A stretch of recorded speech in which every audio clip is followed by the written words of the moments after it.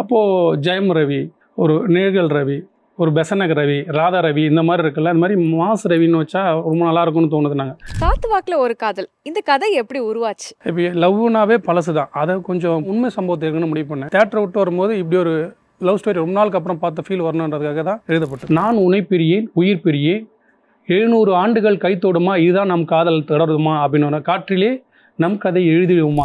ஐஷு, இன்னைக்கு நம்ம விருந்தினர் பக்கம் செக்மெண்ட்ல யார் கெஸ்ட்னு சொல்லிடலாமா? சொல்லிடலாம். காத்து வாக்குல ஒரு காதல் திரைப்படத்தின் மூலம் தமிழ் சினிமாவில் இயக்குனராகவும் கதாநாயகனாகவும் அறிமுகமாகி இருக்கும் மாஸ் ரவி அவர்களே இன்றைய நம் விருந்தினர்.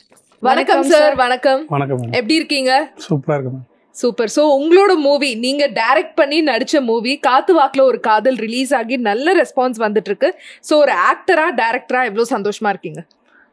இது வந்து ஒரு 19 வருஷத்துடைய கனவுன்னு சொல்லலாம். 19 இயர்ஸ் ஆச்சு. ஸோ எனக்கு ரொம்ப ஹாப்பியாக இருக்கேன். ஏன்னா இவ்வளோ ரெஸ்பான்ஸ் வரும் நான் எதிர்பார்க்கல. ப்ரெஸ்ஸோலேருந்தே இந்த ரெஸ்பான்ஸ் அவ்வளோ வந்தது. ஸோ ரொம்ப ஹாப்பியாக இருக்கேன். Super sir. இந்த காத்து வாக்குல ஒரு காதல், இந்த கதை எப்படி உருவாச்சு? இந்த கதை எப்படி உருவாச்சுன்னா, இந்த படம் வந்து ஒரு எனக்கு லவ் படம் எடுக்கணும்னு ரொம்ப ஆசை. எனக்கு ஈஸியாக வர்றது வந்து ஆக்ஷனு கமர்ஷியலாக ஈஸியாக வரும். ஆனால் ஒரு லவ் படம் எடுக்கணுன்ற ரொம்ப ஆசைப்பட்டது காரணம் எங்கள் வீட்டில் கேட்டுக்கிட்டே இருந்தாங்க. ஏன்னா நான் அதை பற்றி பேச மாட்டேன், அதுக்கு ரியாக்ட் பண்ணவும் மாட்டேன் லவ்ன்ற விஷயத்துக்காக. சரி வீட்டில் ஏன் இப்படி சொல்லிக்கிட்டே இருக்காங்கன்னும் போது ஒரு லவ் படம் மட்டும் தான் எப்படி இருக்கணும்னு சொல்லப்படாத கதையாக இருக்கணும்ன்ற ஒரு ஆசைப்பட்டேன் முதல்ல. இப்போ லவ்னாவே பழசு தான், அதை கொஞ்சம் இன்ட்ரெஸ்டிங்காக எப்படி சொல்லலாம்னு யோசிக்கும் போது ஒரு நாட்டு எனக்கு தேவைப்பட்டுச்சு. ஸோ அதை என்னால் இன்னும் படம் பார்க்காம நிறைய பேர் இருக்கிறதுனால சொல்ல முடியாது ஏன் அதுன்ட்டு. ஸோ அப்படி தான் அந்த கதை எழுதுனா ரொம்ப ட்ரூவாகணும், உண்மை சம்பவத்தை இருக்குன்னு முடிவு பண்ணேன். அது நிறைய உண்மை ஸ்டோரி வரும், ரொம்ப சக்ஸஸ்ஃபுல்லாக இருக்கும், சிலது வந்து போரிங்காக இருக்கும். இதெல்லாம் இல்லாமல் ஒரு இன்ட்ரெஸ்டிங்கான ஒரு படமாக இருக்கணும். தேட்டரை விட்டு வரும்போது இப்படி ஒரு லவ் ஸ்டோரி ரொம்ப நாளுக்கு அப்புறம் பார்த்த ஃபீல் வரணுன்றதுக்காக தான் இதுக்கு ஒரு ரொம்ப நாள் டைம் எடுத்து தான் இந்த படம் எழுதுனேன். அப்படி தான் எழுதப்பட்டது. பட் இது அவுட் அண்ட் அவுட் லவ் ஸ்டோரியா மட்டும் இருக்குமா? ஏன்னா நாங்க ட்ரெய்லர் பார்த்தோம், இப்போ படமும் பார்க்க போறோம். பட் ஃபுல் அண்ட் ஃபுல் ஆக்ஷனும் ஏகப்பட்ட ஆக்ஷன்ஸ் எங்களால பார்க்க முடிஞ்சது. இப்போ என்னென்னா வெறும் லவ் ஸ்டோரி மட்டுமே இப்போ ஒரு 96 மாதிரி ஒரு லவ்வாகவே எடுத்துகிட்டு போயிடலாம். பட் எல்லாமே அப்படி வந்துருச்சுன்னா ஒரு இன்ட்ரெஸ்டிங்காக ஒரு பேரலான ஒரு படம் எடுக்கணும் அப்படின்னு ஆசைப்பட்டேன். ஸ்க்ரீன் பிளேவே ஒரு டிஃப்ரெண்ட்டாக இருக்கணும்னு ட்ரை பண்ணேன். இன்றைக்கி படம் பார்த்துட்டு எல்லாமே ஸ்க்ரீன் பிளே பற்றி பேசும்போது ரொம்ப ஹாப்பியாக இருக்குது. அதுக்காக தான் இந்த படத்தை நார்த் மெட்ராஸ் பேக்ட்ராப்பில் நடக்கிற ஒரு லவ்வும் சேம் ஒரு கிளாஸான ஒரு காதலும் ரெண்டு மிக்சடான ஒரு படமாக இருக்கும். ஸோ அப்படி தான் இந்த கதை எழுதுனேன். கமர்ஷியலாக இருக்கும், நிறைய காமெடி இருக்கும், ஆக்ஷன் இருக்குது. ஆக்சுவலாக நீங்கள் வந்து சொன்னீங்க ஒரு pure and pure love story தான் எடுத்திருக்கேன். ஆனால் ஒரு கேரக்டர் வந்து லவ்வுக்கு அகெயின்ஸ்டாகவே எடுத்திருக்கீங்களே, ஏன்? எப்படி அந்த கேரக்டர் உருவாச்சு? அந்த கேரக்டர் வந்து யார் மனசில் இருந்தாங்க உங்களுக்கு? அப்படி இல்லை, இப்போ வந்து லவ்ன்றது வந்து எல்லாருக்குமே பிடிக்கும். ஆனால் அவனுக்கு ஏன் லவ் பிடிக்கல அப்படின்ற ஒரு கேள்வி இருக்குல்ல. அப்போ அவனுக்குள்ளே ஒரு சம்பவம் நடந்திருக்குல்ல, அவன் ஒரு பொண்ணால் பாதிக்கப்பட்டிருக்கணும், இல்லை ஏதோ ஒரு சம்பவம் லைஃப்பில் நடந்திருக்கு. அதுதான் இந்த படத்துடைய கிளைமேக்ஸாக இருக்கும். ஒரு விஷயம் ஒருத்தன் லவ் தான் அப்படின்ற ஒருத்தன் லவ் பிரிக்கிறவன் இருக்கான்ல. இப்போ எப்படின்னா இந்த கேரக்டர் வந்து லவ் பிரிக்கிறது, ஏன் லவ் பிரிக்கிறான் அப்படின்ற ஒரு கேள்வி இருக்குல்ல. இப்போ இவனை பார்த்தாவே லவ் பண்ணுறவங்களாம் ஒன்றா சேர்ந்தா ஹஸ்பண்ட் ஒய்ஃப் ஒன்றா தான் தனியாக போவாங்க. ஓகே. ஸோ அப்படி ஒரு கேரக்டர் தான் பண்ணியிருப்பான். அது ஏன்றதுக்கான விஷயம் படத்தில் வச்சிருக்கோம். ஓகே. ஸோ இந்த கதை எழுதும் போதே நீங்கள் தான் அதில் ஆக்ட் பண்ண போறீங்க அப்படின்றத மைண்டில் வச்சு தான் எழுதுனீங்களா, இல்லை வேற ஏதாவது ஒரு ஹீரோ? இல்லை, ஆக்சுவலாக ஹீரோவை வைக்கல. எனக்கு வந்து இந்த படம் டைரக்ட் பண்ணணும்னு முடிவு பண்ணும்போது நான் நடிக்கிற ஐடியா இல்லை. ஓகே. நான் வந்து எனக்கு எப்படின்னா எனக்கு கொஞ்சம் இந்த லவ் விஷயங்கள்லாம் கொஞ்சம் தூரம் தான். அப்போது நம்ம லவ் பண்ணுறது சினிமாவை தான். அப்போது நான் பண்ணிட்டேன், ஸ்கிரிப்ட் பண்ணிட்டேன், எல்லாம் பண்ணிட்டேன். என்னோடய டீம் வந்து ரொம்ப கம்பல் பண்ணாங்க இந்த கதையில் வேறு ஒருத்தரை வச்சு நம்ம ஃபஸ்ட்டு ட்ரை பண்ணோம். பட் அவங்க அந்த லவ் அந்த விஷயத்தில் பண்ணீங்கன்னா இந்த கதையில் வாழணும். இப்போது என் டீம் எல்லாம் வந்து நீங்கள் பண்ணுங்கன்னு சொன்னாங்க. எனக்கு உடன்பாடு கிடையாது. ஏன்னா சரி நம்ம நடித்தா யாரா இதை போய் அக்செப்ட் பண்ணுவாங்கன்ற ஒரு விஷயங்கள் இருக்குது. சரி ஓகே நம்ம அவாய்ட் பண்ணி நம்ம ஒரு ஹீரோ பண்ணலாம் பார்த்தா முடியல. அதுக்கப்புறம் இந்த படத்துடைய கதாபாத்திரம்லாம் ஹீரோவாக இருக்குது. அப்போ இதுக்குள்ளே ஒரு டிரான்ஸ்ஃபெக்ஷன் இருக்குது. லுக்கிங்காகவும் சரி, வெயிட் லாஸாகவும் சரி லீட் பண்ணுறவங்க. ஸோ இவ்வளோ ரிஸ்க் இருக்கணும். ரெண்டாவது இதுக்கு ஒரு டைம் தேவைப்படுது. ஏன்னா இந்த கதையுடைய டிஃப்ரெண்ட்டுக்காக ஒரு 6 மந்த்து அவங்களுடைய இடைவெளியான ஒரு விஷயம் தேவைப்படுது அந்த கேரக்டருக்கு. அதுக்கெல்லாம் மெனக்கடல்றதுக்கான ஆட்கள் இல்லாத போது இதை ரிசீவ் பண்ண ரொம்ப கம்மியாக இருந்தது ஆட்கள். அப்போது என் டீம் ரொம்ப ரெக்வஸ்ட் பண்ணாங்கன்னு சொல்லிட்டு அதுக்கப்புறம் தான் நான் இதில் நடிக்க ஆரம்பித்தேன். ஓகே. ஓகே. ஸோ உங்கள் பேர் மாஸ் ரவி அப்படின்ற பேரே மாஸாக இருக்கே, இந்த பேருக்கான காரணம் என்ன? நீங்களே வச்சுக்கிட்டீங்களா? இல்லை சரி, நல்ல கொஸ்டின் தான். ஏன்னா நிறைய பேர் கேட்கலாம். அது வந்து ஃபர்ஸ்ட் ஆஃப் ஆல் இந்த பேர் வந்து ரவின்னு சன் தெரியும் நினைக்கிறேன். மாசுன்றது வந்து ஏனையோட தந்தம்ன்ற மாதிரி சொன்னாங்க. இது பார்த்தீங்கன்னா நான் ஒரு போஸ்ட் போடுவேன் ஒரு சோஷியல் மீடியாவில்னா ஒரு 10 கமெண்ட் வருதுன்னா அதில் 7 கமெண்ட் அப்படி தான் வரும். மாஸ் ஆரிங்க, மாஸ் லுக் ஆரிங்க, மாஸ் ரவி அப்படின்னு சொல்லிட்டு வந்துடும். இது மாதிரியே நிறைய வந்துக்கிட்டே இருந்திருக்கும் போது எனக்கு உடன்படலை. என்ன சார்ந்த சக டைரக்டர்ஸ் ஃப்ரெண்ட்ஸ் இருப்பாங்கல்ல, அவங்களாம் சொன்னாங்க பிரதர் உங்களுக்கு ரொம்ப நல்லா இருக்குது, ரவின்னா காமனாக இருக்குது. அப்போது ஜெயம் ரவி, ஒரு நேகல் ரவி, ஒரு பெசனக் ரவி, ராதா ரவி, இந்த மாதிரி இருக்குல்ல, இந்த மாதிரி மாஸ் ரவின்னு வச்சா ரொம்ப நல்லாயிருக்கும்னு தோணுது. நாங்கள் சார் வீட்டிலலாம் போனால் ஒத்துக்க மாட்டாங்க சார் அப்படின்னு. இல்லைங்க நீங்கள் இங்கே வச்சு போனால் அப்போ என்னோட குருநாதர் சுப்பிரமணிய சிவா சார்கிட்ட போய் சொன்னேன், இந்த மாதிரி ஒரு சொல்கிறாங்க சார்னு. உண்மையிலேயே ரொம்ப நல்லா இருக்கு பண்ணார். எனக்கு அப்பயும் ஒரு தயக்கமாக இருந்தது. அதுக்கப்புறம் அது ஒரு கரெக்டான பேராக இருக்கணுன்றதுக்காக தான் AASS இருக்கும். ஆமாம், அது ஒரு நியூமரோலஜிக்கான ஒரு பேராகவும் ப்ராப்பராக இது பண்ணணும். அப்படி தான் அந்த பேர் எனக்கு வந்தது. சரி, இந்த படத்தில் கேரக்டர் பேரும் மாஸ் தான். ஸோ நீங்கள் எல்லாமே சிங்க் ஆயிடுச்சு அப்படியே. ஆமாம், அது அமைஞ்சது. இது நம்ம வைக்கிறது இல்லை, அமைச்சிக்கிறது இல்லை, நம்மளா வச்சுக்கிற அளவுக்கு நம்ம பெரிய அளவுக்கு கிடையாதுல்ல. ஸோ அது மக்கள் ஆடியன்ஸு என்னோட நட்பு வட்டாரங்கள் அவங்க விஷயம் தான். Okay, super. ஆக்சுவலாக வந்து காத்து வாக்கில் ஒரு காதல் படத்துலேருந்து ஒரு மாசான டைலாக் இப்போ நீங்கள் எங்களுக்கு சொல்லணும். அதாவது இந்த படத்தில் ஒரு டைலாக் இருக்கும். அதாவது லவ் பண்ணுறவனை சேர்த்து வைக்கிறேன்னு சும்மா ட்ராமா பண்ணணுன்னு தெரிஞ்சிருக்கேன், கொண்டுருண்டான்ற மாதிரி இருக்கும். ஸோ அதுக்கப்புறம் பார்த்தீங்கன்னா இனி இந்த மாசோட ஆட்டத்தை தான் பார்ப்போம்னு தான் இன்ட்ரோல் பிளாக்காக இருக்கும். ஸோ ரொம்ப சாஃப்டான ஒரு கேரக்டராக இருக்கும். சாஃப்டாக இருக்கிற கேரக்டர் எப்படி ஹீரோசிமா மாறுதுன்ற இன்ட்ரோல் ஹீரோவாக. ஆமாம், இது 2 சேடாகவும் இருக்கும். ரொம்ப இன்னசென்ட் சேடாகவும் பார்க்கலாம், பாவமான ஒரு சேடாக பார்க்கலாம். ரொம்ப நான் சொல்கிறேன், சவுஞ்சி ரெயின்போ காலனியுடைய தாக்கம் எனக்கு இந்த படத்தில் இருந்ததுனால தான் செல்வராஜ் சாரோடைய எனக்கு ரொம்ப பிடிக்கும். அவர் ரைட்டிங் ரொம்ப பிடிக்கும். அவங்களோட ஹீரோயினில் பாருங்கள் ரொம்ப அழகாக இருக்கும். அது என்னை ரொம்ப பாதிச்ச விஷயமா இருந்தது. சவுஞ்சி காலனி படம் பார்க்கும்போது நான் சின்ன வயசில் இருக்கும்போது அதை பிடிச்சது. அந்த மாதிரி ஒரு லவ் ஸ்டோரி எடுக்கணும் போது தான் இந்த லவ் ஸ்டோரி நிறைய பேர் படம் பார்த்துட்டு என்கிட்ட சொன்னதுன்னா, சவுஞ்சி ரெயின்போ காலனி பார்ட் 2 இந்த படத்துக்கு டைட்டில் நீங்கள் வச்சுருக்கலாம்னு சொன்னாங்க. அது எனக்கு எவ்வளோ பெரிய கிரெடிட். கண்டிப்பாக. ஆக்சுவலாக படத்தோட டைட்டில் வந்து காத்து வாக்கில் ஒரு காதல்னு வச்சிருக்கீங்க, ஆனால் படத்தில் வந்து 4 காதல் இருக்கே. Why this title? இல்லை 4 காதல் கிடையாது, 2 காதல் இருக்குது. நீங்கள் கேட்கலாம் டேரக்டாக 2 காதல்னே வச்சுக்கலாமான்ட்டு. 2 காதல் இருக்குது. அது ஏன்றது நீங்கள் படம் பார்க்கும்போது தான் தெரியும். ஏன்னா அதை நான் சர்ப்ரைஸ் சொல்ல முடியாது. பட் டைட்டிலுக்கான டெஃபினிஷன் நான் கொடுக்கலாம். இந்த படம் பார்த்தவங்க அத்தனை பேர் சொன்னாங்க, ஏன் காத்து வாக்கில் ஒரு காதல் டைட்டில் வச்சிங்கன்னா இந்த டைட்டில் தாங்க கரெக்ட். ஏன்னா டைட்டில் கதை சொல்லியிருக்கோம். காத்து வாக்கில் ஒரு காதல் அப்படின்றது கதை. இது படம் பார்க்கும்போது இது ரொம்ப ஃபன்னான ஏதோ டைட்டில் வச்சுருக்காங்கன்னு சொல்லலாம். 2019 நான் ஒரு பைலட் ஃபிலிமாக இதை நான் பண்ணேன். அப்போது பண்ணிவிட்டு இதை வந்து ஒரு ஃபர்ஸ்ட் லுக் ரிலீஸ் பண்ணி ஒரு ப்ரோமோ டீசர் ரிலீஸ் பண்ணியிருந்தேன். அது பயங்கர ட்ரெண்டிங் ஆகி விஷால் சார் வரைக்கும் கூப்பிட்டு கேட்டாங்க. ஸோ ரொம்ப ரீச் ஆகிருந்தது.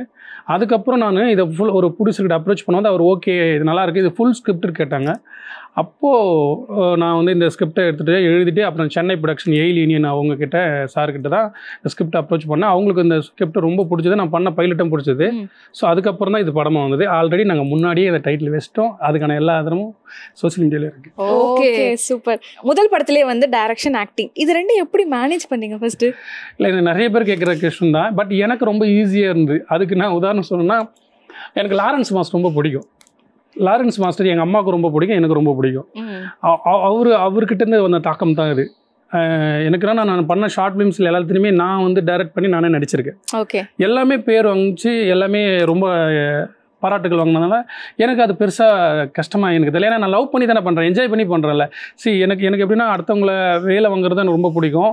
அதே மாதிரி சேம் டைம் ஸ்க்ரீனில் நடித்து நம்மளே வந்து பண்ணும்போது எனக்கு என்ன பயம்னா, நான் நடிக்கும்போது கரெக்டாக நடிக்கிறேன்றதான் ஒரு பயமாக இருக்கும். ஸோ அதனால் கேமராமேன் கிட்ட சொல்லிவிடுவோம், ஐயா எனக்கு மட்டும் பார்த்துருங்க ஐயான்னு.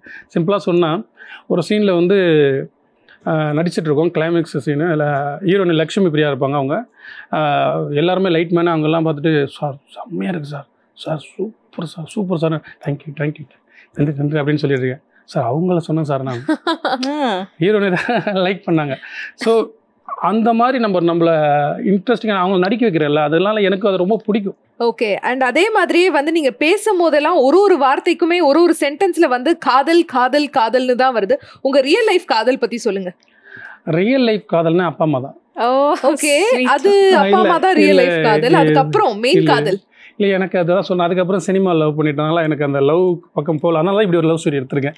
எப்படின்னா எனக்குள்ள ஒரு லவ் இருக்குல்ல, நான் எப்படியாப்பட்ட பொண்ணு இல்லை, என் லவ் எப்படி இருக்கணுன்றதை இந்த படத்தில் வச்சுருப்பேன். இதுதான் என்னுடைய லவ்வாக இருக்கும். ஓகே, இது ட்ரூ. நான் இது மீடியாக்காக இங்கே இன்டர்வியூக்காக சொல்லலை. லவ் ஃபெயிலியர் எனக்கு அந்த விஷயங்கள் என்ன சொல்கிறேன்னா, அது சினிமாவில் ஒரு 16 இயர்ஸில் சினிமாக்குள்ளே வந்தால இந்த லவ் பண்ணிட்டேன். ஓகே, அப்போ உங்களோட நிஜம் காதல் வந்து இன்னும் கற்பனையா தான் இருக்கா? இன்னும் அது வந்து ரியலிஸ்டிக்கா நடக்கவில்லையா? இல்லை, கண்டிப்பாக நடக்கும். அது எல்லாருக்குமான ஒரு டேக் டைம் இருக்குல்ல. கண்டிப்பாக அது நம்ம லவ் வர போகிற ஒய்ஃபை லவ் பண்ணிக்கிட்டு தான். ஓ அப்படி.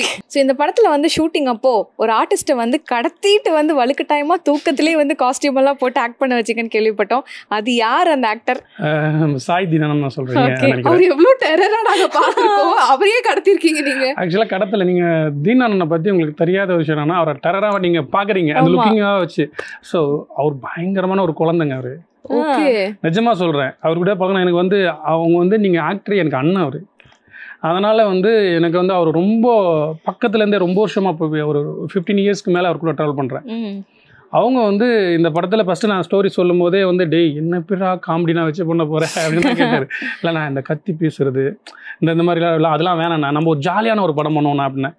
அப்போது ஃபஸ்ட் நாள் ஷூட் நாங்கள் பிளான் பண்ணிட்டா வச்சுட்டு அப்படியே ராயபுரத்தில் அண்ணன் வீட்டு பக்கத்துலேயே வச்சுட்டோம். அங்கே அண்ணன் வீட்டிலேருந்தே பீச்சில் கடலில் வச்சுருக்கோம். ஷூட்டு அவருக்கு தான் ஃபஸ்ட் ஷாட் வைக்க போகிறேன்னு சொல்லிட்டேன். பட் நைட் ஷூட் அண்ணாவுக்கு. ஓகே. பட் டே நைட்னு பண்ணால் காலைல கால் சீட்டு எனக்காக கொடுத்துட்டாரு. சரி அவன் வெஸ்ட்டான் இவ்வளோ விஷயம் பண்ணிட்டான், நம்ம நோ சொல்லக்கூடாதுன்ட்டு. ஆனால் என்ன ஷார்ட்டுக்காக வெயிட் பண்ணுறேன். அண்ணா நல்லா எழுந்திருக்க முடியல, ஃபுல் டயர்ட். ஏன்னா ஒரு 10 days நைட் ஷூட்டே இருந்திருக்காரு. இப்போ நான் போகும்போதே என்ன பண்ணால் எனக்கு வேறு வழி இல்லை, எல்லாத்தையும் யூனிட் எல்லாமே வந்துடுச்சு, என்ன பண்ண தெரியாது. அப்படியே அண்ணா தூக்கு அப்படின்னு சொல்லிட்டு அண்ணா அப்படியே செட்டாக போட்டு ட்ரெஸ் போட்டு எல்லாத்தையும் போட்டு அப்படியே தூக்கி ஷூட்டிங் ஸ்பாட்டில் தான் நீ எழுந்து பார்த்தாரு. தண்ணி தெளிச்சு எழுப்பல அவள்லாம் எழுந்துச்சு வந்து பார்த்தா நான் எங்கடா இருக்கேன் அப்படின்னாரு. அண்ணா ஷூட்டில் இருக்கேன். டே வீட்டில் தானே அது எங்கடா கூட்டு வந்தீங்கன்னா அப்படி தான் அந்த சீன். ஒரு சீன் இருக்கும், அதில் அப்படியே கட்டப்பறையை பிடிச்சி நின்றுட்டு இருப்பாரு, தூக்கத்திலேயே பிடிச்சி நடிச்சிட்டு இருப்பாரு. ஓகே, ஆனா அது தூக்கத்துல நடிச்ச மாதிரி தான் இருக்குமா? இல்லை சீனு வந்து அப்படிதான் இருக்கும். சீனோட மூடுக்கு அது நல்லா செட் ஆயிடுச்சு, அது இயற்கையாக நினைச்சிச்சு. ஓகே, அதே மாதிரி ஏகப்பட்ட சூப்பரான கேஸ்ட் மெம்பர்ஸ்லாம் இருக்காங்களே இந்த படத்துல, அவங்கள பத்தி சொல்லுங்க. இதில் வந்து பார்த்தீங்கன்னா super Subbarayan master, fight master. நான் சின்ன வயசில் படம் பார்க்கும்போது எதுக்கு பார்த்தாலும் எந்த படம் பார்த்தாலும் சூப்பர் சுப்பராயன் மாஸ்டர் அப்படி அது இப்படி தான் வரும். யாராவதுன்ற மாதிரி இருந்தது. கதை பண்ணிட்டேன் நார்த் மெட்ராஸில் அப்படி ஒரு முகம் தேவைப்படுதா. அப்போ தான் வந்து கொம்பன் படத்தோட சிம்டம். அவர் தான் இந்த படத்தில் ஒரு நல்ல கேட் பண்ணார், மாஸ்டராக பண்ணியிருக்காரு. இன்ட்ரோல் பிளாக் ஃபைட்டு, அவருக்கு ஒரு ஃபைட் இருக்குது, சூப்பராக பண்ணியிருக்காரு பாருங்க. 70 இயர் ஆகுது அதுக்கு, என்ன ஃபைட் பண்ணியிருக்காரு பாருங்க. அப்புறம் சாய் தீனன் பண்ணியிருக்காரு, இந்த மாரி வினோத், ஆதித்யா கதீர், பழையச்சோக்கு தங்கத்தோரை, பவர் ஸ்டார் பண்ணியிருக்காரு. ஸோ 2 ஹீரோயின் பண்ணியிருக்காங்க. நிறைய ஆர்டிஸ்ட் இருக்காங்க படத்தில், எல்லாருமே பத்மன் இருக்காரு, நிறைய பேர் இருக்காங்க. சொல்லிக்கிட்டே போகலாம். இவங்களை எல்லாரும் ஹேண்டில் பண்ணுறது எப்படின்னா, எனக்கு எல்லாருமே ரொம்ப வருஷமாக பழக்கம். எனக்கு வந்து ரொம்ப ஃப்ரெண்ட்லியாக தான் பண்ணாங்க. யாருமே இந்த படம் ஷூட்டிங் வரும் அப்படிலாம் ரவி நம்ம படம் ஜாலியாக வீட்டில் உட்காந்து ஒன்று பண்ணலாம் அப்படி தான் பண்ணோம். ஓகே, ஸோ உங்கள் செட் ஒரு மாதிரி ஃபன்னாக கலகலன்னு ரொம்ப ஸ்ட்ரிக்டான டைரக்டர் இல்லைங்க. நீங்கள் 150 டேக் வாங்கினாலும் ஜாலியாக கட்டி வச்சுட்டு அப்படி தான் பண்ணுவேன். நீங்கள் யார்கிட்ட கேட்டாலும் தெரியும். அது உங்களுக்கு வந்து ஹாப்பியாக இருக்கும். ப்ரொடியூசருக்கு அங்கே டென்ஷன் ஆகிட்டே இருக்கும், என்னடா இது ரொம்ப நேரம் ஷூட்டிங் போயிட்டே இருக்கே. நாங்கள் பண்ண மாட்டோம். என்னன்னா எப்படின்னுமே ஒரு ஆர்டிஸ்ட்டை எனக்கு சொல்லிக் கொடுத்த குரு எப்படி சொல்லி கொடுத்துறேன்னா, ஒரு ஆர்டிஸ்ட்டை ஒரு லவ் சீன் ஒன்று எடுக்கிறேன்னா, அங்கே போயிட்டு அவங்க டேக் எடுக்கிறாங்கன்னு வச்சுக்கோங்க, திருப்பி அவங்களை திட்டினா திருப்பி மூட் அவுட் போய் அவங்க அது அவங்களுக்கு அந்த ரியாக்ஷன் அந்த ஹாப்பினா மூடு வராது. சூப்பராக பண்ணுறீங்க அப்படி சொல்லிகிட்டே இருந்தேன்னு வச்சுங்களேன், அவங்க சூப்பராக பண்ணுறாங்க. அதை நம்ம அதுதான் ஒருத்தனை என்கரேஜ் பண்ணிகிட்டே இருக்கணும், அவ்வளோதான். ஓகே, அதே மாதிரி காத்து வாக்கில் ஒரு காதல் படம் தான் சொல்லிட்டீங்க. அப்போ எவ்வளோ காதல் பாடல்கள் இருக்குது? 3 பாடல்கள் இருக்குது. அதான் மறுபடியும் சொல்லுவேன், 7G ரெயின்போ காலனி, நினைத்து பார்த்தேன், அந்த சாங் எனக்கு ரொம்ப பிடிக்கும், நாமுத்துக்குமார் சாரோட வரிகள். ஸோ இந்த படத்தில் நான் தான் பாடல் எழுதியிருக்கேன். 3 பாடலுமே நான் தான் எழுதியிருக்கேன். சில வரிகள் நான் இதில் வந்து ஃபஸ்ட்டு சாங் ஒன்று லவ் சாங் இருக்கும், ரொம்ப பெயின்ஃபுல்லாக இருக்கும், எல்லாருக்கும் பிடிச்ச ஒரு சாங்காக இருக்கும். நான் உன்னை பிரியேன் உயிர் பிரியேன் 700 ஆண்டுகள் கைத்தோடுமா, இதுதான் நம் காதல் தொடருமா அப்படின்னு, காற்றிலே நம் கதை எழுதிடுவோமா அப்படின்னு ஒரு பாட்டு இருக்கும். அது எக்ஸ்ட்ரான மெலோடியாக இருக்கும். ரொம்ப ரஞ்சித்தும் ரம்யா பாகுபலிலாம் பாடியிருப்பாங்கல்ல, அவங்க பாடியிருக்காங்க, நேஷனல் அவார்டு வின்னர் அவங்க. அப்புறம் தேவா சார் ஒரு சாங் பாடியிருக்காரு, சிங்கிளா இருந்தா சிங்கம் மச்சான், ஒரு பொண்ணாண்டா மிங்கிளானா அது உனக்கு அசிங்கம் மச்சான் அப்படின்னு ஒரு பாட்டு இருக்கான். பொண்ணு பின்னாடி போவதே மச்சான், சீக்கிரமா மண்ணுக்கு போவதை மச்சான். ஐயோ, இது என்ன பொண்ணுங்களை வந்து எதிர்க்கிற மாதிரி ஒரு பாடலா இருக்கு. அதான் அவன் ஃபாண்டபிள் கதையோட இருக்கும் அது. ஸோ அது வந்து தேவா சார் பாடியிருக்காரு. அப்புறம் சைந்தேவ் மேம் ஒரு வந்து உங்களுக்கெல்லாம் பண்ணியிருக்கேன். இது ஆக்சுவலாக வந்து பெண்களுக்காக இந்த சாங் பண்ணணும்னு தான் பண்ணேன். எனக்கே தெரியாமல் எனக்குள்ளே வந்தவனே, கணக்கே இல்லாமல் கனவுக்குள்ளே வாழ்ந்தவனே, நீ ஏறெடுத்து என்னை பார்த்ததுனால என் காதல் நரம்பு துடிக்குதடா, இப்போ நெஞ்சாங்குழி அடிக்குதடா, கருப்பாக இருந்த என் லைஃபு கலர்ஃபுல்லாக மாறிச்சடா, அட ஏண்டா உன் பின்னாடி சுத்துறேன், அட போடா உனக்கு கிறுக்கு பிடிச்சி அலையிறேன் உன் பின்னாடி. அப்படின்னு ஒரு பாட்டு இருக்கு. சூப்பர், வேற லெவலா இருக்கே. ஸோ அது ரொம்ப நல்லா இருக்கும்னு நினைக்கிறேன். ஒரு சாங்லாம் ஹிட்டாக இருக்குது, நல்லா ரீச்சாக இருக்குது. ஏன்னா எல்லாருக்குமே சாங் பிடிச்சிருக்கு. சூப்பர். நிறைய ப்ரெஸ் மீட்லாம் பார்த்தோம். அதில் வந்து கதையோட ஹீரோயின் லக்ஷ்மி பிரியா வந்து எங்கேயுமே பார்க்க முடியலையே, ஏன் அவங்க வரல? ஆக்சுவலாக இது அவங்கள தான் நம்ம கேட்கணும்.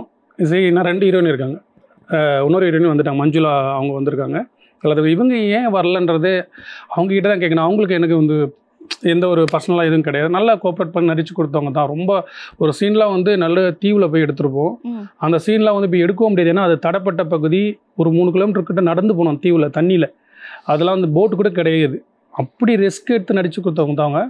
பட் ஏன் வரலன்றதுக்கான ரீசன் தெரியல. ஆனால் ட்வீட் பண்ணியிருக்காங்க, நாங்கள் ரெஸ்பான்ஸ் இல்லை, ஃபோனுக்கு ரெஸ்பான்ஸ் இல்லை, எதுக்குமே இப்போ ரெஸ்பான்ஸ் பண்ணல. ஒரு சீரியலில் வந்து அவங்க பண்ணிகிட்ருக்காங்க. ஸோ அந்த சீரியலில் கொஞ்சம் பிஸியாக இருக்காங்கன்னு நினைக்கிறேன். அதனால் நம்மளுக்கு எந்த ஒரு ரெஸ்பான்ஸும் பண்ணல. அது ஏன்னு அவங்கள தான் கேட்கணும். ஓகே. அண்ட் அதே மாதிரி உங்களுக்கு வந்து டைரக்ட் பண்ணும்போது ரொம்ப சேலஞ்சிங்காக இருந்த ஒரு சீன்னா எந்த சீன் சொல்லுவீங்க இந்த படத்தில்? சேலஞ்சிங்கன்னா எனக்கு வந்து இந்த ப்ரீ கிளைமேக்ஸ் இருக்கும். அதான் சொன்னேன், இந்த தீவில் சொன்னேன்ல, தீவில் அது ரொம்ப ரிஸ்க் எடுத்து பண்ணப்பட்ட ஒரு சீன். அது வந்து எனக்கெல்லாம் வந்து ஒரு எல்லாருமே காலையில் 6 மணிக்கு அங்கே போய் கேமரா வைக்கணும்னா 7 மணிக்கு அங்கே போகிறோன்னா போகிறதுக்கே ஒரு 2 hours ஆகிடும். உள்ளே நடந்து போகணும். ஏன்னா நடக்கணும் உடனே போக முடியாது. நின்னோம்னா அப்படியே அப்படியே கால் உள்ளே போயிட்டே இருக்கும். ஆக்சுவலாக எனக்கெல்லாம் அந்த ஷூட் வந்ததுக்கப்புறம் எனக்கெல்லாம் கால்லாம் ஒரு மாதிரி ஆகிடுச்சு. 2 days ஷூட் பண்ணணும். இதில் வந்து அது ரொம்ப ரிஸ்க் எடுத்து தான் பண்ணியிருக்கோம். ரொம்ப சேலஞ்சாக இருந்தால் ரொம்ப நல்லா வந்திருக்கு அந்த சீன். தேட்டரில் இன்றைக்கி எல்லாரும் கண் கலங்குறாங்க, ஒரு சொட்டு கண்ணீர் வரதுக்கான அவ்வளோ ரிஸ்க் எடுத்தோன்னா அது இன்றைக்கி பலனாக இருக்குது. சூப்பர். ஸோ நீங்கள் வந்து படம் எடுக்கும்போது இந்த இடத்துலலாம் ஆடியன்ஸ் ரெஸ்பான்ஸ் இப்படி வரும் அப்படின்னு எதிர்பார்த்து எடுத்திருப்பீங்க. இப்போ தேட்டரில் வந்து ஆடியன்ஸோட பார்க்கும்போது அங்கே நீங்கள் எதிர்பார்த்த இடத்துலலாம் ரெஸ்பான்ஸ் வரும்போது எவ்வளோ ஹாப்பியாக இருக்குது? இல்லை, அது எல்லாருக்குமானது ஒரு ஹாப்பினஸ் தானே. இப்போ எனக்கு வந்து பார்த்திங்கன்னா இந்த படம் வந்து இன்ட்ரோல் பிளாக் வந்து ஒரு பயங்கர ட்விஸ்ட்டாக இருக்கும். இந்த இடத்துல ரசிப்பாங்கன்னு ஒன்று எடுத்தேன், அது பயங்கரமாக ரசித்தாங்க. அது ரொம்ப ரெஸ்பான்ஸ் சூப்பராக இருந்தது. அதே மாதிரி கிளைமேக்ஸ் வந்து அன்எக்ஸ்பெக்டட் கிளைமேக்ஸ். படத்துடைய கிளைமேக்ஸை நீங்கள் யூகிக்க முடியாது. இதான் கிளைமேக்ஸ்ன்னு சொல்லி சேலஞ்சாக சொல்லுவேன். இது யாராலையும் சொல்ல முடியாதுன்ற இதில் நான் ஒரு மைண்ட் செட்டில் பண்ணிக்கிட்டு வச்சு எழுதிருப்போம். அது இன்றைக்கி ஒர்க் அவுட் ஆகிருக்கு. எல்லாருமே கிளைமேக்ஸ் பற்றி பேசுகிறாங்கல்ல, அது செம்ம ஹாப்பியாக இருக்குது. டைரக்ஷனாக வந்து நீங்கள் சொல்லிட்டீங்க, ஒரு டேரக்டராக உங்களுக்கு வந்து அந்த சீன், அதாவது தீவில் எடுத்த சீன் வந்து ரொம்ப சேலஞ்சிங்காக இருந்தது. ஆக்டராக நடிக்கிறதுக்கு என்னப்பா இது இவ்வளோ கஷ்டமாக இருக்கே அப்படின்னு நீங்கள் ஃபீல் பண்ண ஒரு சீன்னா? அப்படி நம்ம சொல்லிட்டு நம்ம இஷ்டப்பட்டு ரொம்ப லவ் பண்ணி வந்த ஒரு விஷயத்தை போயிட்டு நம்ம கஷ்டம் நினச்சிட்டா அங்கேயே நம்ம தோற்றுடுவோம். ஓகே. ஸோ அப்படி எனக்கு இல்லை.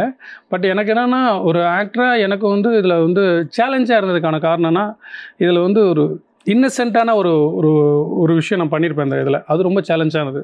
ஏன்னா இப்போ நீங்கள் ரியல் லைஃப்பில் இன்னசென்ட் இல்லை அப்படி கிடையாது. இப்போ நீங்கள் என்ன வந்து பார்க்கும்போது நீங்கள் இங்கேருந்து பார்க்கும்போது ஒரு ரக்கடாக தெரியலாம் மேபி. ஓகே. ஒரு ஆள் வந்து இப்படி இருக்காரு அப்படின்னு இதை உடைக்கிறேன்ல இந்த ஃபார்மேட்டை. இந்த பையன் பாவமாக இருக்கான்டா, ஒரு ஜீவான்ற ஒருத்தன் இவ்வளோ பாவமாக இருக்கான், அவனை பார்த்து பாவம் பண்ணணும். அப்போ அந்த பாவமாக அந்த கேரக்டருக்குள்ள வாழ்றதுன்னு ஒன்று இருக்குல்ல, பேசவும் மாட்டான். அவனுடைய ஒவ்வொரு இதுவுமே இன்னசென்ட்டாக இருக்கணும், அது நடிக்கக்கூடாது. அந்த கேரக்டராக வாழ்றதுன்னு ஒன்று இருக்குல்ல, அந்த படம் அந்த கேரக்டர் பண்ணுற வரைக்கும் நான் கொஞ்ச நாள் அப்படி தான் இருந்தேன்.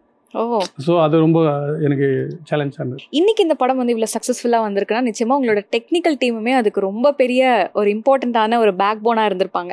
ஸோ அதை பற்றி சொல்லுங்கள், டெக்னிக்கல் டீம் பற்றி சொல்லுங்கள். ஸோ ஃபர்ஸ்ட் ஆஃப் ஆல் வந்து என்னுடைய ப்ரொடியூசர் அவர் ஏலியன், அவருக்கு இந்த இடத்துல மிகப்பெரிய நன்றி. அவர் ரொம்ப சப்போர்ட்டாக இருந்தார். அதுக்கப்புறம் பார்த்தீங்கன்னா இந்த படத்தில் வந்து கேமராமேன் வந்து 2 கேமராமேன். ஆக்சுவலாக பார்த்தீங்கன்னா சுபாஷ் மணியன்னு ஒருத்தர் பண்ணார், ரொம்ப நல்லா பண்ணி கொடுத்துருக்காரு, சூப்பராக சப்போர்ட் பண்ணார். நினச்சதுக்கு மேலே வந்து கோஆப்ரேட் பண்ணார். மியூசிக் டைரக்டர் 2 பேர். 2 மியூசிக் டைரக்டர். படமே எல்லாமே 2 தான் இருக்கும். ஸோ ஆனால் காதல் மட்டும் ஒன்றா? காதல் 2 இருக்கு. காதல் 2 தான். டைட்டில் மட்டும் தான். ஏன்னா காதல்ன்றது ஒன்று தான் என்னை பொறுத்த வரைக்கும். ஃபஸ்ட்டு வர்றது ஒரு காதல், அது பெஸ்ட்டு காதல். அதுக்கப்புறம் வரதெல்லாம் அது எனக்கு சொல்ல தெரியல. பட் அதுக்கப்புறம் வர்றதுக்கு அதெல்லாம் எனக்கு தெரியல. ஓகே. ஸோ மியூசிக் டைரக்டர் 2 பேர், அருள் தேவ் சார், மிக்கின் அருள் தேவ்.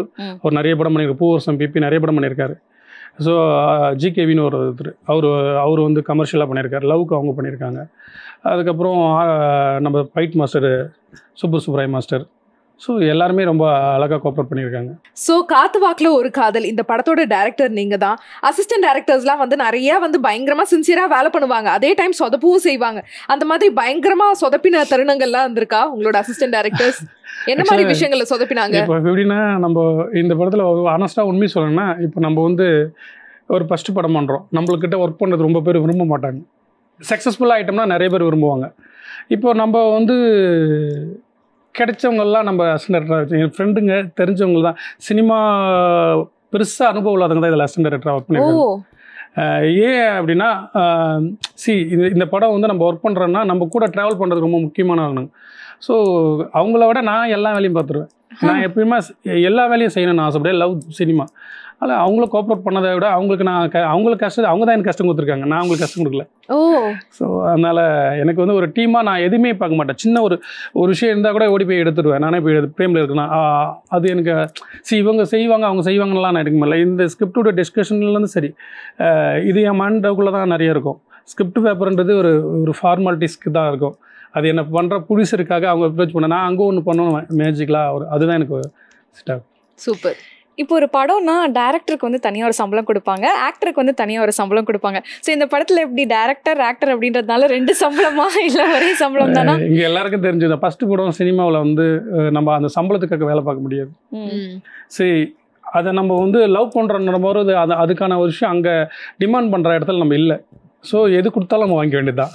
ஓகே. ஸோ அப்படி தான் இந்த படம் வந்து, இது சம்பளம் அப்படின்றத விட இது என்னுடைய படமாக என் ப்ரொடக்ஷனாக தான் இந்த படத்தில் நான் வந்து உழைச்சிருக்கேன். ஸோ இதோட சம்பளம் என்னன்னா சக்ஸஸ் தான். ஸோ ஆக்சுவலாக நீங்கள் வந்து சொன்னீங்க தீனா அவர்கள் வந்து நடிச்சிருக்காரு. ஃபர்ஸ்ட் டேவே வந்து அவர் ரொம்ப டயர்டாக இருந்தார். ஸோ அவரை வந்து தூங்கிட்டு இருக்கும் போதே கிட்னாப் பண்ணுற மாதிரி தான் பண்ணிட்டு வந்து ஷூட்டிங் பண்ணீங்க. நீங்கள் அந்த மாதிரி பயங்கரமாக டயர்ட் ஆகி ரொம்ப லேட்டாலாம் ஷூட்டிங்கு போயிருக்கீங்களா? நான் அது மாதிரி போனதில்லை. எனக்கு ஒரு சம்பவம் நடந்தது. அது மட்டும் நான் டே நைட் நான் ஷூட் பண்ணியிருக்கேன். எனக்கு ப்ரெஷர் அதிகம். அஸ் ஒரு டேரக்டர், அஸ் ஆக்டர், எல்லாரையும் ஹேண்டில் பண்ணணும்.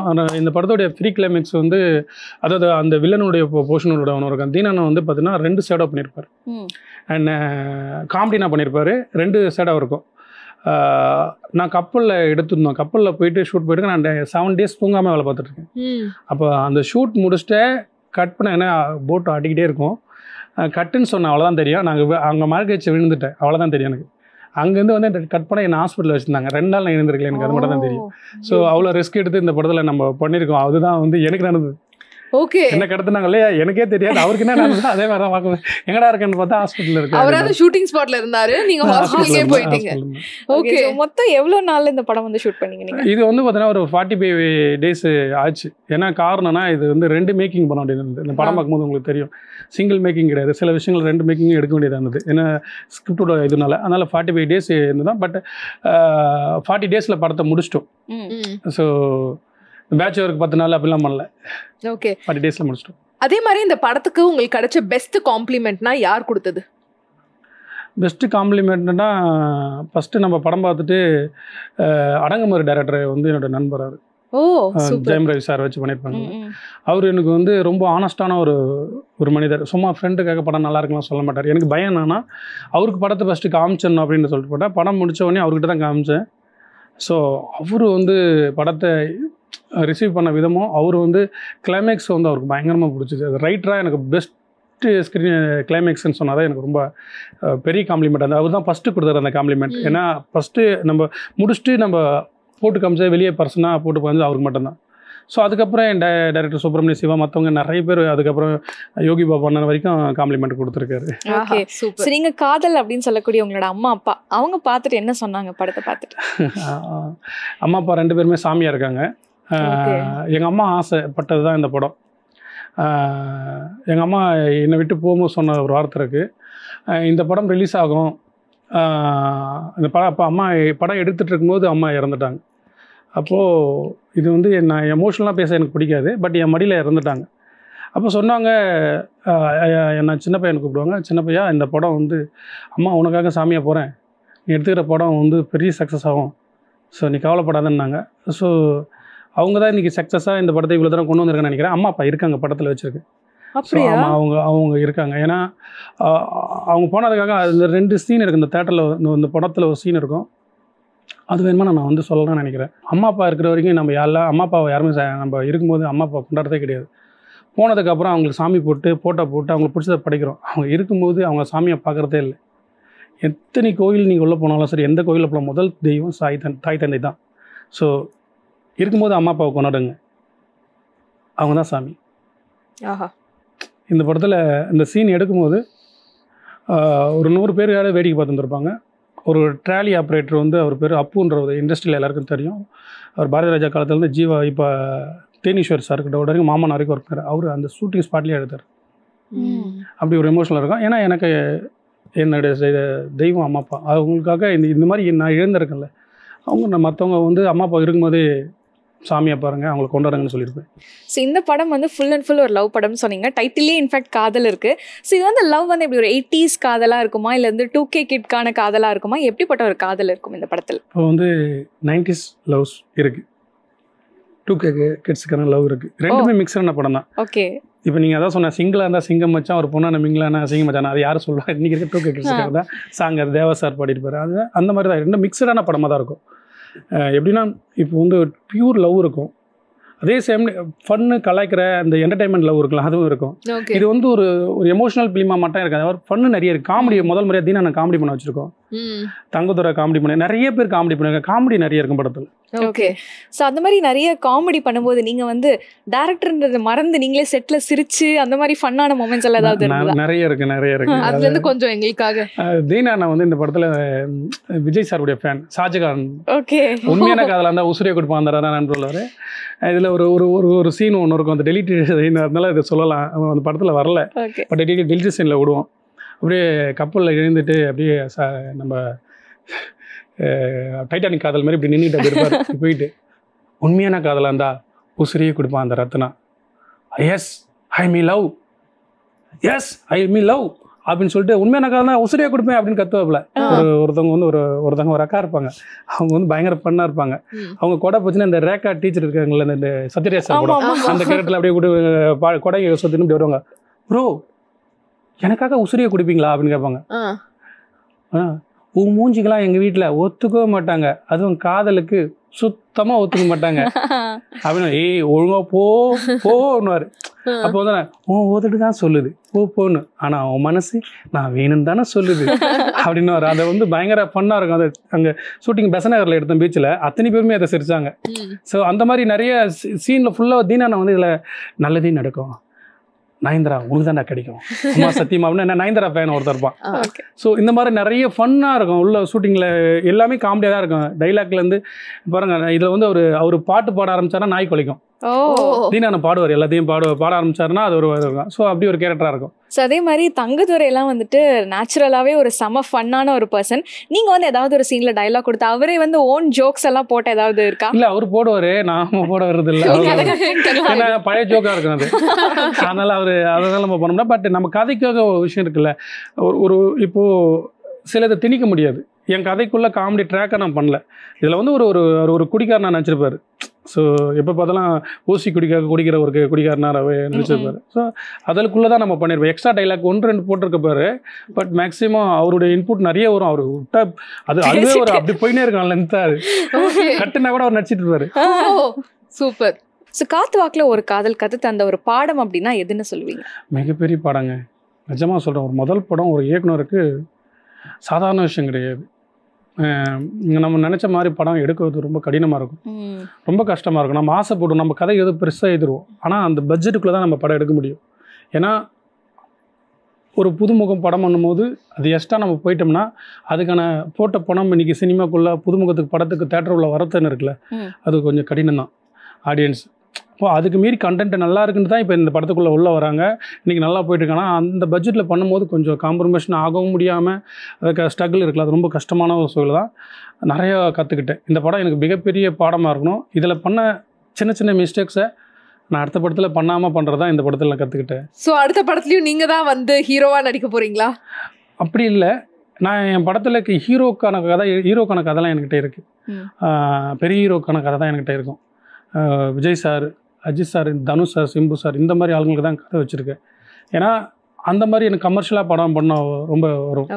பட் அதே அளவுக்கு கண்டென்ட்டு ஹீரோ பண்ணுற அளவுக்கு கதை தான் இந்த காத்துவாக்கில் ஒரு கதை. அந்த மாதிரி கதையும் நிறைய பண்ணியிருக்கேன். பட் இங்கே ஹீரோக்காக நான் வெயிட் பண்ணுறேன். அது ஹீரோ வந்துட்டாங்கன்னா என்னை நம்பி பண்ணாங்கன்னா கண்டிப்பாக ஹீரோ வச்சு பண்ணுவேன். அப்படி இல்லாத பட்சத்தில் கண்டென்ட் ஹீரோ பற்றி மறுபடியும் நான் எனக்கு தெரிஞ்சு அப்படியான படம் சீக்கிரத்தில். சூப்பர். அதில் காதல் இருக்குமா இல்லை மோதல் தான் இருக்குமா? இல்லை, என் படத்தில் எல்லாத்துலேயுமே காதல் இருக்கும், எமோஷனல் இருக்கும், எல்லாமே இருக்கணும். ஒரு குடும்பம் மாதிரி தான். கஷ்டம் எல்லாமே இருக்கலாம், ஹாப்பினஸ் எல்லாமே இருக்குல்ல, அது என் படத்தில் இருக்கும். அதே மாதிரி என் படம் அடுத்த படம் நான் என்ன படம் பண்ண போகிறேன்னு தெரியல. ஏன்னா நான் 4-5 ஸ்கிரிப்ட் பண்ணியாச்சு. அதில் எது பண்ண போகிற ஃபஸ்ட்டு டேக்கப் ஆகுதுன்னு ஒன்று இருக்குல்ல, அது எதில் இருந்தாலும் எமோஷனல் இருக்கும், கம்பல்சரி இருக்கும். ஓகே. லவ் இருக்கும். லவ்வில் நான் ஃபீமேலுக்கு எப்பவுமே இம்பார்ட்டன்ட் கொடுப்பேன். ஏன்னா நான் என் ஃபேமிலியில் அப்படி தான் நான் வளர்ந்துருக்கேன். அதனால் ஸோ பயங்கர டீசெண்டான லவ்வாக இருக்கும். அது இப்போ இன்ட்ரெஸ்டிங்காக இருக்கும். ஸோ இதுக்கப்புறம் ஆக்டராக ஏதாவது ஒரு படம் சைன் பண்ணி ஏதாவது போயிட்டு இருக்கா? அப்டேட்ஸ் ஏதாவது இருக்கா? இல்லை மேம், இப்போ வேணா நான் 3 படம் நான் முடிச்சிருக்கேன். ஹீரோவாக 3 படம் நடிச்சிருக்கேன். ஓ. ஒரு படம் 46ன்னு ஒரு படம். அந்த படம் வந்து ஆல்மோஸ்ட் ஒரு 10 days பேலன்ஸ் ஷூட்டிங்கில் இருக்குது. ஜின்னு ஒரு படம் பண்ணாங்களே டைரக்டர், அவங்களோட படம். அதில் ஒன் ஆஃப் த லீட் பண்ணியிருக்கேன். அப்புறம் போர்க்குடின்னு ஒரு படம். அந்த படம் வந்து திருநெல்வேலி பேக்ட்ராப், அதில் 2 லீடில் ஒரு லீட் பண்ணியிருக்கேன். அதுக்கப்புறம் மூர்க்கன் கோட்டன்னு ஒரு படம், அது பண்ணி முடிச்சுட்டு அது ரிலீஸ்க்கு ரெடியாக இருக்குது. ஸோ இருக்குது. இதுக்கப்புறம் நல்ல ஸ்கிரிப்ட் வந்துச்சுன்னா கண்டிப்பாக நடிக்கலான்ற ஒரு ஐடியா இருக்குது. ஏன்னா நான் வந்து கண்டென்ட் ஓரியன்ட் படம் பண்ணலாம்டா 2-3 விஷயம் கேட்டுட்ருக்கோம். கண்டிப்பாக எனக்கு தெரியுது சீக்கிரத்தில். அதே மாதிரியே காத்து வாக்கில் ஒரு காதல் படத்தை ஏன் ஆடியன்ஸ் தியேட்டர் போய் பார்க்கணும்னு ஒரே சென்டென்ஸில் சொல்லுங்கள். காற்று இல்லாமல் இந்த உலகத்தில் வாழ முடியாது, காதல் இல்லாமல் வாழ முடியாது. அந்த மாதிரி காதல் தான். ஆஹா, சூப்பர் சார். ஸோ இவ்வளோ நேரம் ரொம்ப அழகாக ரொம்ப யதார்த்தமாக நிறைய விஷயங்கள் காத்து வாக்கில் ஒரு காதல் படத்தை பற்றி சொன்னீங்க. அண்ட் காத்து வாக்கில் ஒரு காதல் படம் வந்து சூப்பர் டூப்பர் ஹிட் ஆகணும். ஜெயா டிவி சார்பாக பெரிய பெரிய வாழ்த்துக்கள். நிகழ்ச்சிக்கு வந்ததுக்கு ரொம்ப நன்றி. நன்றி சார். தேங்க்யூ.